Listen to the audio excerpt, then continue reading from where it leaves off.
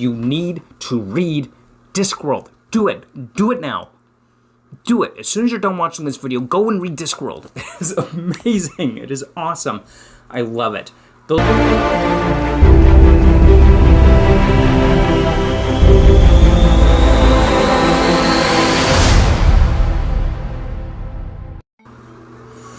Alright, let's talk about Feet of Clay by Terry Pratchett from Discworld, but before we get into that, make sure that you hit that like button, comment, and subscribe if you want to see more Discworld content, because I am reading one Discworld book each and every month, so I am looking forward to telling you all about Feet of Clay, and of course join me on my Discord as well as join me on my Bookstagram, which you can follow me down below as well on both those platforms, and I look forward to hearing from you. Let me tell you, Terry Pratchett has done it again with Feet of Clay. This is one of the Watch books in the Watch series within Discworld, and it is absolutely hilarious. Terry Pratchett never fails to entertain with his Discworld books.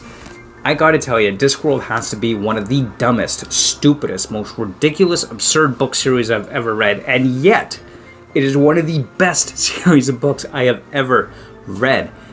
Terry Pratchett is absolutely hilarious. The basic premise of Feet of Clay is there is a murder mystery going on in Ankh-Morpork and Vimes. He is commander of the Watch. He's in charge of the City Watch. He has to investigate this and figure out what is going on. Why are these people dying? Who was poisoning Lord Ventinari of Ankh-Morpork, the ruler of the city?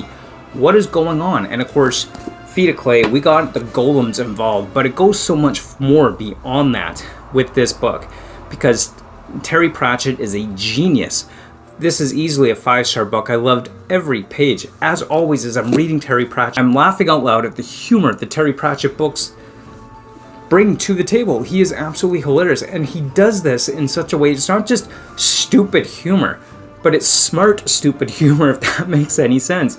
Because so much of what Terry Pratchett says involves just that smart, intelligent humor behind the words and behind the characters. This book doesn't just deal with a murder mystery, which in and of itself is intriguing and interesting, whodunit kind of scenario. This book deals with everything from sexism, racism, disparity between the wealthy, rich, and powerful, and the poor. It deals with gender identities. It deals with what is life, where does life begin, and who inherently has a right to life. Within the Watch, there are these ideas that certain lower species or lower races should not be part of the Watch. You got those in the Watch you don't think trolls and dwarves should be in the Watch. You got those in the Watch that don't think women or girls should be part of the Watch. There's one character, she's a vegetarian by day and a carnivore by night. Why? Because she's a werewolf. And she comments, you know, it's kind of hard to remain a vegetarian when I wake up in the morning and have to pick meat out of my teeth. It's absolutely hilarious the way so many of these issues are approached. And of course, we have one character who is a dwarf, and it's commented it's kind of hard to tell the difference between a male dwarf and a female dwarf. So the female dwarf easily disguises within the Watch, and everyone thinks this person is a man, when in fact this person is a woman. And she wants to be recognized as a woman, but doesn't think she'll be taken seriously as a woman in the Watch. And so it deals with these cultural ramifications of sexism and prejudice against you based on your gender alone. But not just that, also on your actual race, what species you are, which all ties together in such an effective and amazing way with writing jokes throughout the entire book. And of course, you got Corporal Carrot, who absolutely loves everybody. You know, he seems to be completely oblivious to everything that's going on, but he knows everybody. It doesn't seem to be that in tune with things, and he's always trying to find the bright side of things, and he can tune into people so effectively, yet at the same time, the way he communicates, the way he interacts with other people, it's just hilarious. It's almost like, oh, well, that's not a big deal because whatever. But at the same time, it is a big deal, and he does recognize that. It's so hard to explain the way this character is written, but it's written so effectively and so well. I absolutely love Carrot. He is definitely one of my favorite characters from the Watch series of books, and of course, Vimes. We all know Vimes from previous books in the Watch series. Vimes is just another fantastic character who snubs his nose at authority. He doesn't care for the rich, while simultaneously being married to one of the richest people in Ankh-Morpork, which in of itself paints that contrast so effectively.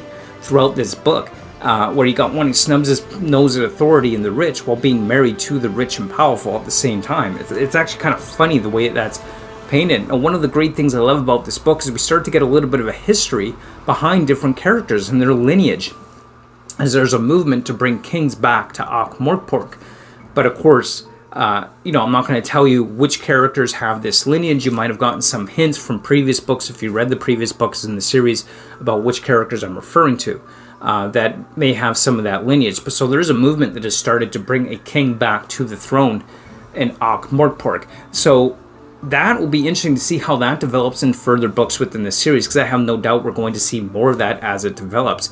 And just one thing I've really come to love about Terry Pratchett's Discworld is, as we go through the books, we start to get little inklings or little introductions to certain characters who play such a pivotal, teeny-weeny role in the book that you don't even think about how they're going to play a bigger role in further books, and their story is further developed. So they're kind of introduced, and then they start to develop more throughout the rest of the series.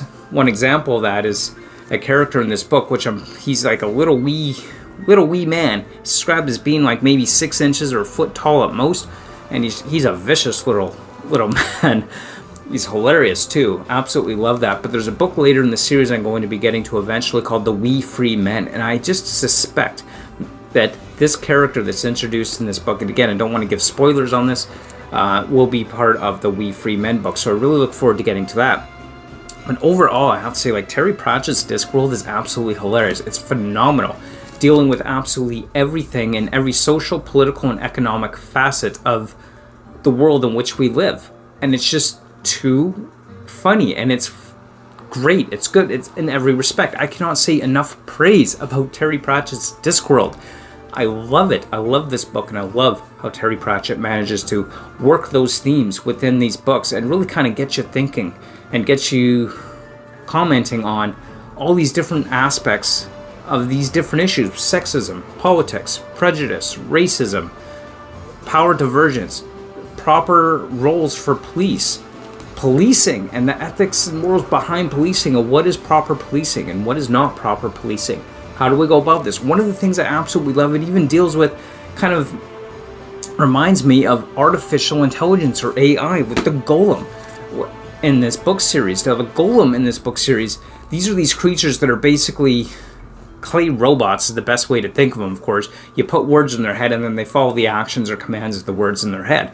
And a golem needs a master. So this idea is put into this book that these golem are basically slaves, but they're not alive. They're just tools. They're like robots that do as they're told, essentially, until one day, one golem gets the words put in his head that he's his own master, and he becomes self-aware, independent, saying, hey, I'm my own master. I can do whatever I want. And so there's this debate that arises between whether or not that means that this golem is truly inherently a sentient living being or just a tool. And this really kind of speaks to me about the idea of artificial intelligence. When does it cross a line between being authentically a sentient being with rights and just a piece of technology and a tool for us to utilize?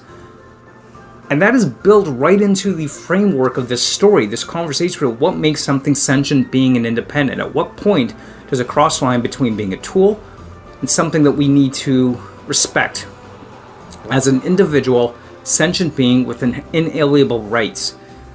And it just really kind of covers that whole idea that, and people as well, that once we break the chains of their slavery, we tend to forge our own chains and bind ourselves as well.